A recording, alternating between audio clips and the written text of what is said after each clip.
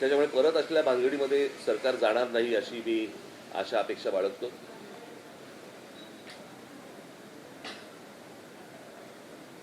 खरं तर या गोष्टी काही करायची आवश्यकताच नव्हती, काही गरजच नव्हती. त्या दिवशी माझ्याकडे दादा भुसे ज्यावेळेला मंत्री आले त्यावेळेला त्यांनी मला सांगितलं की आमचं ऐकून तर घ्या. तेव्हा मी त्यांना सांगितलं होतं, मी म्हटलं तुमचं ऐकून घेईन पण ऐकणार नाही आणि या विषयामध्ये कोणतीही तडजोड होणार नाही. कारण हे काय आहे, हे स्लो पॉयझनिंग आहे.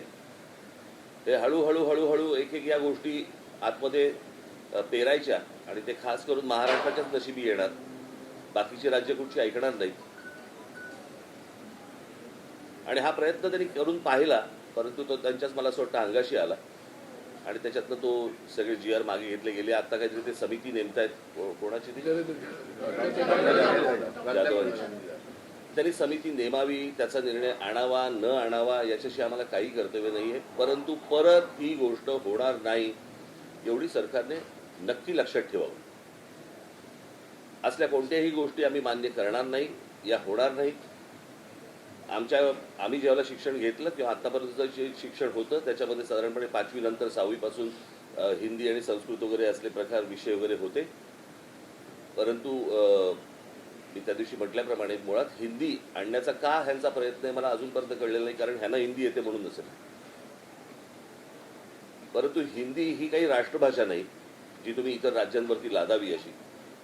आणि ही हिंदी एका प्रांताची भाषा आहे. त्या प्रांताच्या भाषेचा मग आमची खरं तर बघायला गेलं तर याच्यावरती अनेक लोकांनी बोलले होते की उत्तर भारतातले अनेक लोक हे महाराष्ट्रामध्ये नोकरीसाठी येतात, तर त्या भागामध्ये मराठी शिकवली पाहिजे. ते न करता म्हणजे 100-150 वर्षापूर्वीची एक भाषा 3000 वर्षापूर्वीच्या भाषेच्या वरती वरचढ होण्यासाठी प्रयत्न करायला लावतात हे लोक. तेव्हा हे मान्य होऊच शकत नाही, हे होणार नाही.